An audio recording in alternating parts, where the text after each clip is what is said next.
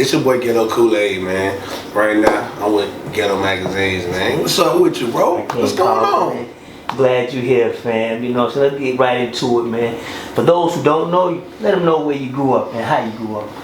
Alright, well, I was born in Delahaye. I grew up in Delahaye, 28th Street. And you know, it was hard over there. But you know, we got to a couple fights, but you was friends. You know, you friends the next day with your friend. It wasn't no crazy things going on like that. But you know, Mom Dukes, she ran a little card game. She had little card games going on, doing that in the hood. They would cut on music, old school music, and me knowing me, I would come in there sliding like I'm Temptations dancing. Old school's in there like, hey, he turned it up. They, you know. But when it was time for the real shit to go down there, you gotta go to your room, Sam. It's time for you to go. It's time for you to go. We love you, but it's time for you to go. So, you know, I've been, you know, around music for a little minute. You know, it's like a part of me. Okay, all right, we get into that. Now, you say you born in Delahaye Court. What was the actual community like back then? Because you know they tore it down.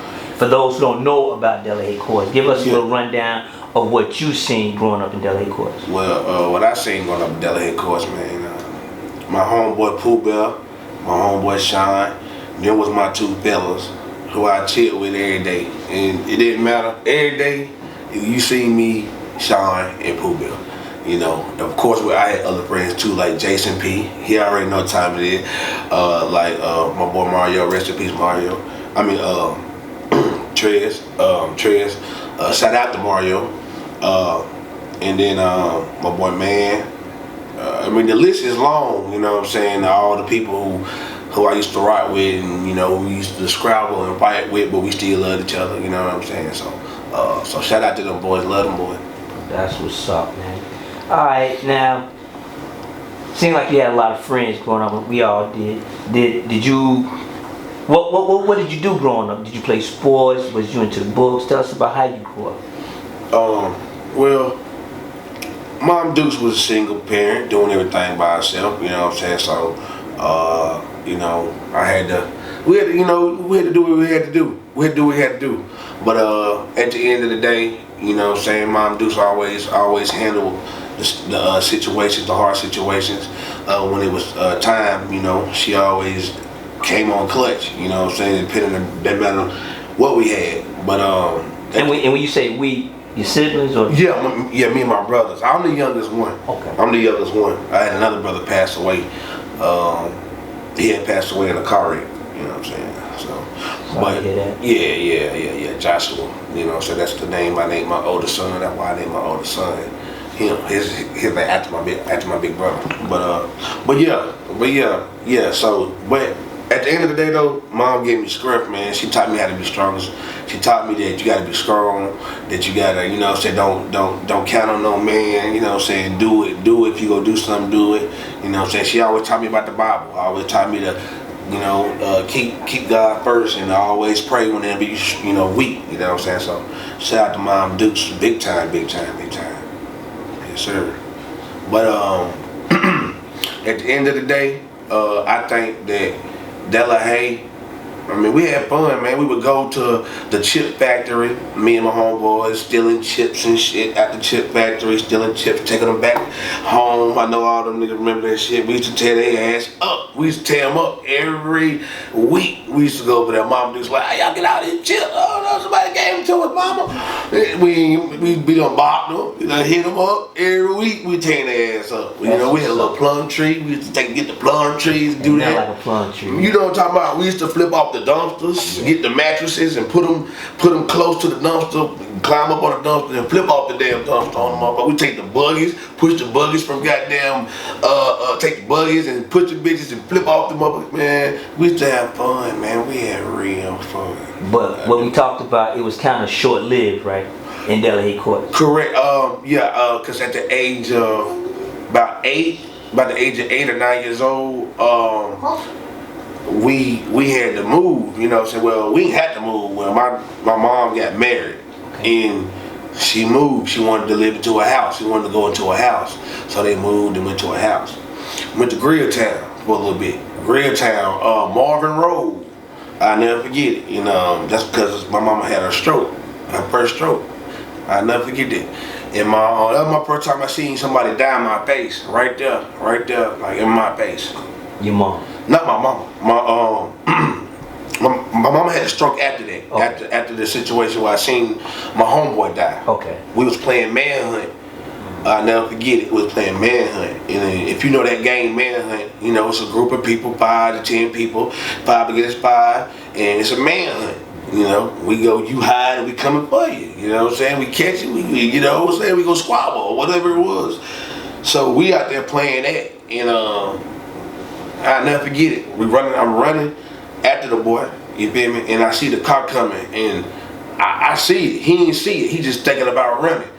And I'm reaching out, trying to grab his shirt before I could even grab him. Boom, the car hit him. Car hit him, took him like 25 or 30 feet away from where he got hit at. Drug him. How old were you when you saw this? I was about 8, 9 years old. We just, like I said, we just moved to Grilltown.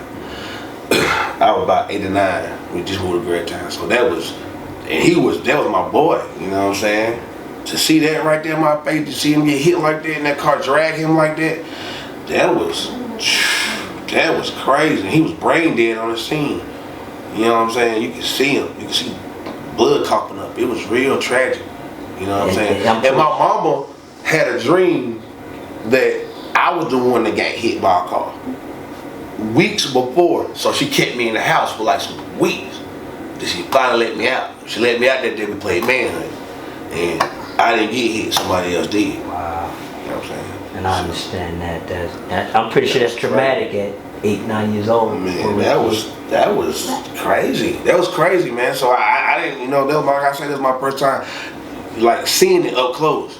And Della Hayes was a couple things. I remember Robert Berry. Robert Berry was a bully. He was a bully. I ain't gonna lie, this dude was a bully. He used to get on my ass every day. But I wasn't the only nigga he was getting on. This nigga was just a bully. But one day, Robert Berry was playing with a gun with his cousin, and the cousin ended up shooting Robert Berry in the head with a shotgun. Killed him. Now, how old was you when that happened? I was like 5 when that happened. Okay. So you done seen and been around some traumatic experiences. Oh, yeah. So with that being said, you seen a lot of stuff early, even before your double digits, even before you 10. When did the music come into play? Cause you was an artist first, right? Right, okay. right. And the music came into play. It came into play. I'm gonna say after my mama had her stroke, and when we had to live with my grandma and moved to Columbus Circle. Okay. I'm from Columbus. That's when I really probably started freestyling. Cause I was in the streets more. Now, how old were you at this time? I was like 13. Okay. I was like 13, 14 years old. Okay. And that's what I was like in the streets more. My mama had a stroke. I was staying with my grandma. Couldn't nobody that could tell me what to do, but we was out in the streets. You know what I'm saying? My mama had a stroke. You know what I mean? So we out in the street. I'm doing, you know, shit that 20-year-old niggas be doing. Like we doing that. We run around with revolvers. Me and my homeboy JoJo. You know what I'm saying? We just call him Broad Day because he ain't care. Broad Day, he ain't waiting for night. He coming to get you Broad Day. So we called him Broad Day. But me and him did a lot of shit together. You know what I'm saying? Early. I did stuff early. So, but that's when it started though. When I was like 13 years old.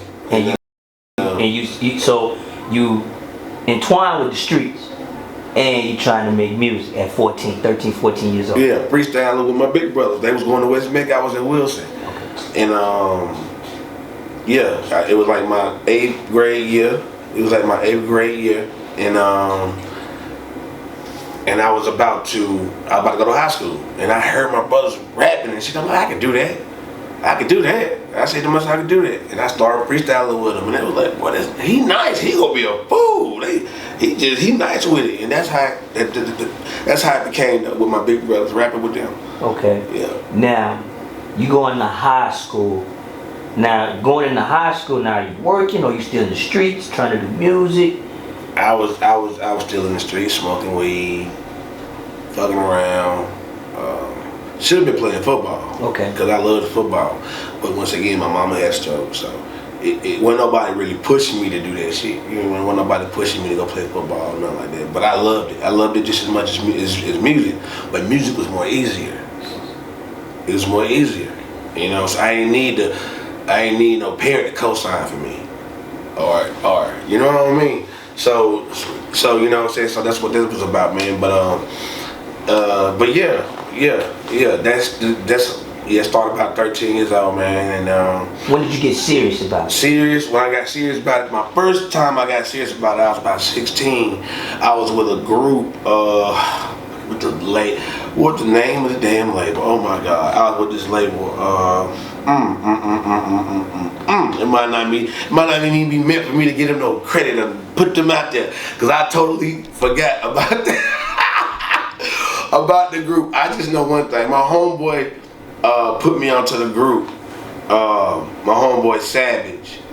Me and him had, you know, that was my homeboy, man. You know, his mother had passed. We had some similarities as far as like our backgrounds and growing up. You know, he grew up through a lot of tough shit too, man. So he brought me into the group. And to make a long story short, you know, it was some things going on with the group. You know, and they was putting their kids before everybody else in the group. You know, I understand this y'all label, I understand these y'all kids, but we better than y'all kids. Y'all came to scoop us up because we better than y'all kids. Y'all come to scoop us up because y'all not from Charlotte. Y'all can't just go to these clubs and get no rep like that. So that's why y'all scooped us up, you know what I'm saying? And I just felt like, you know, they was putting them on a high pedestal and us, and it was certain things going on, and all of a sudden I said something, one little thing that was real. And what did you say? What I'm telling you right now, and I got kicked out the group. You know what I'm saying? Because I talk too much. I you know what I'm saying? I said but I can only say what's real though. Like I felt, that's how I felt, and that's what was going on. You know what I'm saying? And I'm like, hold on, me and my boy, we better than they ain't fucking with us. You know what I'm saying? But y'all putting them on a high pedestal. You know what I'm saying? And when the shows come, they spitting first and shit and all that shit and getting the hype part of the crowd. We gotta wait till the end of the show when everybody gone to spit. Nigga, what the fuck? We with the same label, nigga. So, you know, things went, you know, so we just departed, and they just, you know, they let me go. And, you know, it is what it is. Salute to them. They had a couple things happen good for them, I believe, or whatever. But that was the first attempt, real attempt, though. So, what was the next attempt? The next attempt, and come out to them. Not telling me if I'm getting a check. You telling me I'm gonna be an intern. I ain't getting paid to be an intern. You want me to come out there to be an intern when I'm getting paid right now? But you want me to come to be an intern because y'all had that little summer, that little 4th of July shit that was going on, the little indie artist shit, they had that jumping off. So they was gonna use me for that. And be an intern and not get paid. But you couldn't respect that I would have did it if you couldn't respect that I was making money on that Saturday. Hell, that shit wouldn't even go jump off until weeks later. Yes. But it was like, we off the empire, nigga. If you ain't coming, fuck it. That's kind of how they do that, because they're big dogs. And I respect that. I respect it. It is what it is. You know what I'm saying? But at the end of the day, I'm still doing what I'm doing. I'm still shooting the videos. Now I'm rapping. Now I'm back rapping. That doesn't goddamn make me mad. Now I'm doing every goddamn thing God blessed me to do. That, I ain't gonna lie, that pissed me off. That really did. If there ain't nothing pissed me off, that pissed me off. That pissed me off. But not like mad at them. Like, what? Y'all slipping. Y'all slipping. But it is what it is. I ain't finna go be no intern no way. So God, you know, made me make that decision the way it was made. So, what can the people, when they see this interview, what you want to give them? What you want them to take from this interview? That I ain't gonna never stop. That I'm gonna do what God brought me here to do. Every talent He gave me, I'm gonna push it. I'm gonna do it. So if you see me juggling balls next week, know that I'm doing everything God blessed me to do. Period. And I ain't gonna care about how nobody feel about it. You feel me? I got a mama that had a stroke like almost a year ago. She can't talk. And before she go see me, her baby boy. She gonna see me on that stage. She gonna see me somewhere big. She gonna see that. And I'm gonna do everything I can to make sure that fucking shit happen. Period. So that's why I'm going so hard. That's why I'm rapping. That's why I'm doing videos now. That's why I wanna sell my shirt. That's why I wanna sell my goddamn Ghetto Kool-Aid drink. That's why I wanna start my restaurant, Ghetto's Kitchen. Yeah. Yes, sir. Now, where can they find you? Let them know all you, where they can find you. They want to get in contact with you. You can find me at Ghetto Kool-Aid TV on Instagram. That's GhettoCoolaid TV. And you can find me at Ghetto Kool-Aid without the TV. You know what I'm saying? Find me on those YouTube, Ghetto Kool-Aid TV. Everything Ghetto Kool-Aid TV. Or Ghetto Kool-Aid, whichever one you prefer.